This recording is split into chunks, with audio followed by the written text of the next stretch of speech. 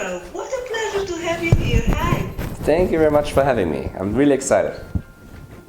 I'm so happy to have you here to have this conversation, and I just shared with our audience what you've done until now. And I would like to ask you to share with us what are you doing and most passionate about today, and where are you heading?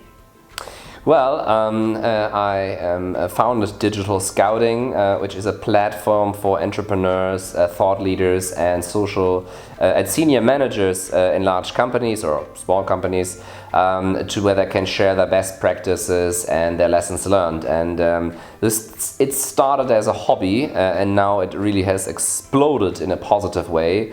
And that's what I'm doing. Besides my talking at conferences a lot and doing some sparrings partner behind the scenes and trying to help insurers because the insurance industry is my main industry. And but you took like a specific domain that you really cover, isn't it? You really cover, isn't it? I'm not sure if I got that question. You are mainly concentrate in new technologies in Yeah. the world of financial and insurance and so on, or every new technology? Well, the idea is to support and to look and scout technology that really can help corporations to excite their customers, to excite their clients, to bring value to them. So it's not a research and development of trends that might happen in 20, 30, 40 years, but it's more what is going to happen and hit the markets in the next 3, 5, 7 years, and how could companies use that to excite and inspire their customers. And are you doing the research by just what you think you should search and then bring this to the corporates, or you are doing researches for the corporates and scouting for the new technologies specifically for each corporate? Well, most of my scouting I give away for free. So when I'm around the world, when I'm in the MENA region, in Asia, in America, in Europe, and I'm at conferences, events, or even behind the scenes events, I share a lot of that. So maybe I do a little video documentation about it.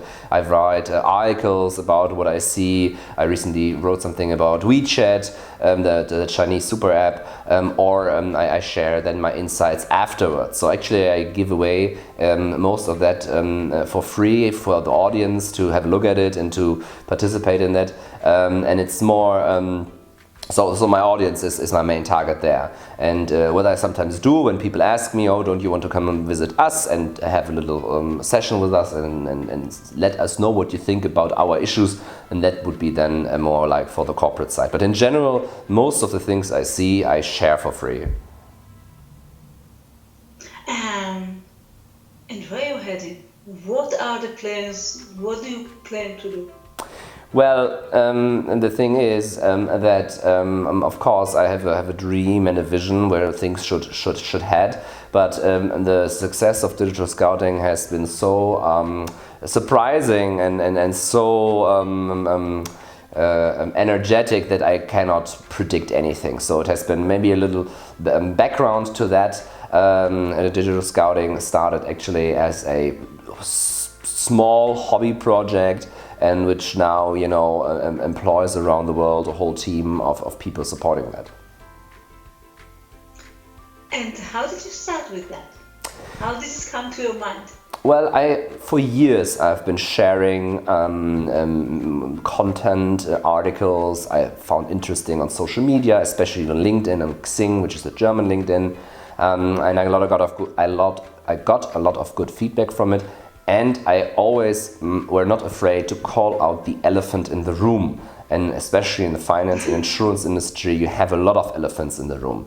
You have a lot of people being in the braking business, being on the brakes all the time and not changing things. And in times where the change in society is dramatic, and then and the most dangerous thing you can do is to don't do nothing. But again, in these two industries, there is a little bit of culture of doing that, and even though if all people in the room know actually what should be done and could be done, and a lot of people are not don't have the audacity to speak out and say, well, we should change things. And I always did that in a very polite and respectful way, and I got very slowly a lot of followers on these platforms, and suddenly a journalist in some blog called me out as one of the influencers in Europe. I actually needed to look up what that meant, but it was something positive because yeah, it was really funny. I really was like, okay, is that something good or something bad?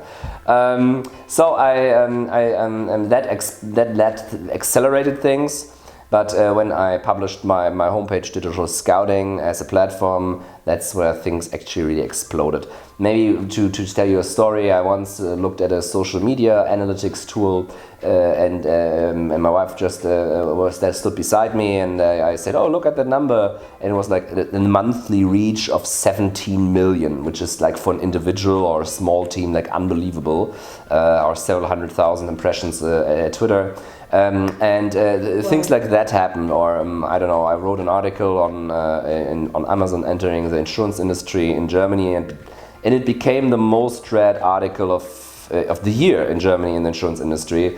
Things like that happened, and this all led to more traction and more invitations to keynotes, and keynotes leading to invitations to behind the scene talks, and behind the scene talks lead to projects. Like it has been an insane, I would say not roller coaster ride, but more like a rocket ride.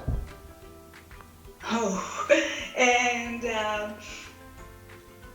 tell me a few words about the previous things you've done, because you came from financial, isn't it? Yeah, I've been working a long time in the finance and insurance industry. I worked for large insurers as well in the sales department, so I really actually sold insurances on the couches of the people. And that's why I really know the processes and the current state of the art there, which is quite non-digital, which is actually involves a lot of paper. And then I actually went to to a department close to the board of the company, and I did a lot of IT project there. So I know really the world outside, I know the world inside the insurance business. And I also worked for a smaller regional player, which was years behind the other ones. And I actually right now work for a private bank and lead there in the digital subsidiary, the product development. Actually, who your customers are? You say that most of the things you're doing for free, but I'm sure you also have customers. Who are your customers? Yeah, so my big passion is actually the audience, the innovators in corporates, founders of startups, or entrepreneurs of established companies, to support them in their endeavor, and to play the role that they can go to their advisors or bosses and say, look, I'm not the only person making plans about implementing artificial intelligence, but this Robin guy is talking about it all the time too. Or maybe we should innovate in the way we treat customers, as this and that startup does that, for example, I mentioned then. So that's my main audience is really the people there. Of course, I support corporates in two ways. First, as a sparring partner for their digital strategy, for their plans to set up ecosystem of digital products and services, to give them away that to their customers for free. And in the end, I also help them. Sorry. I also help them in their communication strategy, because once a board member of a large insurer said, Robin, how can it be that you have a larger audience and a larger reach than my 40 people PR department? and they're like, I always say, if you want to win against Bayern Munich in soccer, it's really easy. Just don't play soccer against them. Play chess or gymnastics. What I want to say with that is that if you as a smaller player want to win the game in your industry, I strongly believe it's important to not play with the rules and not to do it as it has always done, but to look for the competitive advantage in the tools and tactics that your dominant forces and that your market don't apply, and look for the little bit of extra. And that's where I help them. I, for example, helped a smaller insurance to rebrand itself as an Insurtech or as a tech-driven company. Of course, they had done their homework. They did a lot of reorganization, implementing new, really impressive technology. But their problem was that nobody actually knew that. So I played a part in their communication efforts and supported that, and actually supported them also in deciding to go not the traditional route, but actually going down the guerrilla marketing, guerrilla communication route. Yeah. Wow. And you know, this podcast is all about entrepreneurs and startup founders, and I want to ask you for your best advice regarding your connection with customers. It can be either from the last years or even earlier in your career, but please tell us what is the best, give our listeners your best advice for their customers' approach and focus. I would say love your customers, not your products. And it's independently of a startup's founder or senior managers that I've kind of found interesting how many people love the products they produce. What do I mean with that? It's that they are so convinced of the success of a certain product or a platform or the content that they sometimes get lost in it. And I would say love your customer and always ask where is the attention of your customer, where's the desires, the fear, the needs that you can address. So my biggest secret is to love your customer, not your product, and then give most of your knowledge away for free. Help your customer, provide them an ecosystem of products and services, digital or not, and give away for free. That doesn't mean if you're a car salesman to give away the cars for free. But it's more that if you have a community of car enthusiasts, people that love cars, then to provide them with a lot of knowledge about maybe how can I change tires in this 58 BMW, and then help them with tutorials, with tips, where could I drive in my region. So, and then to create a whole ecosystem around your company as a brand, but also as a people that help, a company that helps people in their problems, or that shares joy and generates joy. And to really give away a lot for free to your customers and share your knowledge. I think the times of silos is over. I love that. I agree with you 100%. I know you have got a lot of successes, and we'll get to that in a minute. But I would like to ask you to share with us, what is your biggest, most critical failure with customers? The one that affected your entrepreneurial or your business journey the most. Can you share this story with us? Yeah, well, I think I can have I have like a whole list of failures and mistakes, and it gets longer every day. And my biggest one, or the one I regret the most, I would say, is that at the very beginning, when I was started to speak at conferences, that a lot of startups came to me and asked for help. And of course, on a coffee or a Coke, I'm always very happy to chat a little bit. That's not the issue. But a lot were like wanted more support and more help, and I just were not able to deliver that. I did not even think about hey, we can have regular calls, or we can have some mentorship thing there. And it took me like a lot of requests I were not able to deliver on. That at some point a friend of mine told me, when I said, all these people are asking me, and I don't know, what should I do? And he said, well, just have a regular call yourself a mentor, and then I was really that was really like a aha moment for myself where I said, okay, maybe I should do that. So I maybe use this opportunity to tell all the startup founders that I could not help over the last years. I'm sorry, and now I understand what to do, and I actually support several of them now. That's interesting. So the main mistake, do you think that the customers suffer as well, isn't it? Yeah, because I mean, in some way, there are customers, even though there's no revenue stream going on.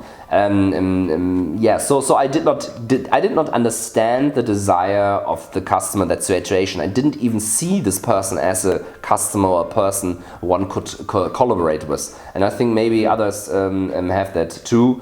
Yeah. And now I would like to ask you, what is your biggest success due to the right customer approach or focus? Tell us the story of your most significant success as a result of something that you did right with your customers. Well, also in general, maybe I rephrase. So I spent some time in Midland, Texas, as a high school student when I was very young. And my host father's dad, he was a car dealer, and in the 60s and 70s. And he had a person cleaning the cars every day. And one day this person came to the car shop and to the car dealer, and nobody of the salespeople talked to this person because, this was the guy known as the person who cleans the cars. And my host daddy's dad went to him and said, oh, Jose, I thought you are, it's your day off, what you're doing here? And he said, oh, well, I'm here to buy a car. And the host dad's dad said, well, we have some great, second-hand cars down there, used cars, let's go there, I will give you a killer price. And Jose said, no, I'm not here to buy a used car, I want a new car. And he, got into his pocket and bought his big pile of cash. And the main story of that is that my host daddy's dad went then to the other salesman and said, see this $500, which was quite a lot of money back in the days, this commission could be yours. What is the lesson of this story? You never know who is your customer. You never know who's going to buy, who is your customer. And I actually applied this all the time, except for these startup founders I didn't get on my radar correctly. So if a person asked me, hey, on LinkedIn, on Twitter, on Xing, or wherever, hey, let's have a coffee, let's have a talk, or I'm in Hamburg, let's meet up. I'm always doing it. If not, there's like, if it's somehow possible, I do it. And my biggest success actually is that I work in the Schanze in Hamburg, which is a quite rundown part of town. It becomes hipster, but actually in the core it's quite rundown. And I have like several senior managers, even C-suits of large insurers or smaller banks coming around and having lunch with me. And one actually once said to me, Robin, I actually rescheduled an appointment in a pitch with BCG and McKinsey because I wanted to talk to you. And that was the moment I was like, okay, things are getting to become real. Wow, it is a great story, and I love them. I also love the story with the car cleaner, because we're all mistaken so many times in trying to make our mind according to how people look. So yeah. And can you recommend the best or most effective technological or digital tool that's related to customer focus, marketing or sales that you use? What I'm looking to, I'm not looking for the last shiny technological tool to add to the endless list, but I do look for those tools that the successful entrepreneurs, the successful people, the opinion leaders like yourself are using. I fear that I need to disappoint you because I believe the key is not a fancy shiny tool, as you said. I think the main key is an open mind. I think the main key is really to be customer focused, to always think about how can we make life easier of these people who we want to serve. And there are a ton of tools out there. You can use a lot of tools in a positive way. You can use tools in a negative way. I'm coming from the software development side, and I know so many companies that use ticket systems where you can assign work packages, and whole departments of dozens of people are employing themselves with reassigning tickets all the time. And other companies use the same technology and are very efficient because they have great people in a culture of trust and in a culture of innovation and achievement. I think in the end it's an open mind of yourself, and in general to have a non-toxic positive culture at your company that attracts a lot of great talent. What a great recommendation. I might say that nobody ever said this tool. The closest we had was Jeremiah Gardner that said that his tool is a cup of coffee with the customer. Yeah, it's a good way. Yeah, but I love the open mind one. I think it's correct. And is there any person that you can recommend? It can be either a mentor, a consultant, an advertiser. It can also be a book. But if there is a person, it's always more interesting. It's always more interesting. Is there any customer that really impact your customer success and can help other entrepreneurs as well? A bunch. I listen to a lot of podcasts on my way to work. I consume a ton of content on social media, on Twitter, on LinkedIn. But some people that really had opened my mind on certain things is, for example, Brian Fanzo, or better known as iSocialFans on social media. He's like a social media guru from the US who has a great podcast, and I really like listening to it, and who really provides value to me a lot. Can you repeat his name? Brian Fanzo, or iSocialFans. iSocialFans. We'll put the link in the show notes of this interview, and I must say, it's not easy for me to say, but I must say I haven't heard of him. Yeah, he's great. So, so now I'm going to listen. Yeah. So that's great, and I listen to him. What is, there are so many factors that affect people and help people in their success. But I believe that there is always one main factor that is the most critical for each one of us. And I want to ask you, what is this one main factor for you? What is your key success factor?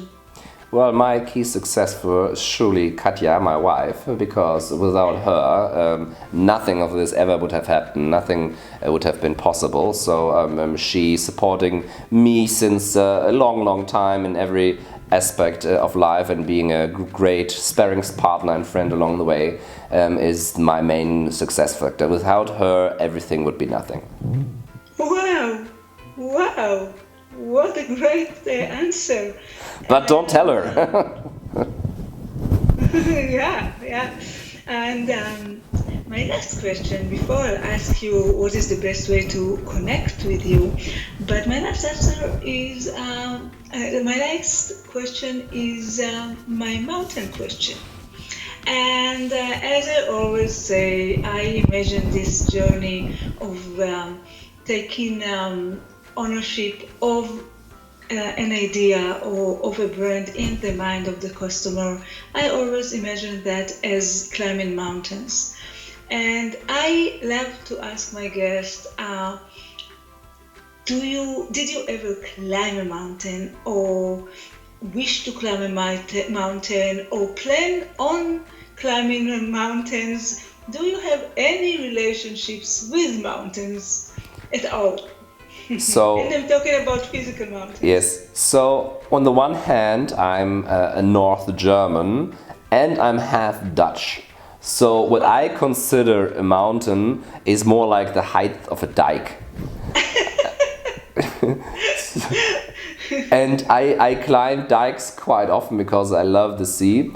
But to climb a mountain, I really like also the nature of the Alps. So if I could choose and I would have the time to do a large hike, it would be somewhere in southern North Tyrol or Austria or Germany, somewhere in the Alps during summertime. In the Alps. Yeah. That's great. And okay, we'll put a photo of the Alps in your show notes. Great. And now I would like to ask you, what is the best way for anyone of our listeners that want to be in touch and contact you? What is the best way to connect with you? Great. I just started my YouTube channel a few weeks ago, and I would love to have more subscribers there. So if you would hit the subscribe button there, I would really appreciate that. But if you want to stay in contact with me or come into contact, just contact with me on LinkedIn, on Twitter, write me an email, or when I'm at a conference where you are, to just hit me up, and I'm happy to have a coffee. That's great. And your YouTube channel is on your name? Yes, on the Digital Scouting YouTube channel. Digital Scouting. Yeah. Okay, and we'll of course have that in the show notes. And Robin, I would like to thank you so much for this conversation.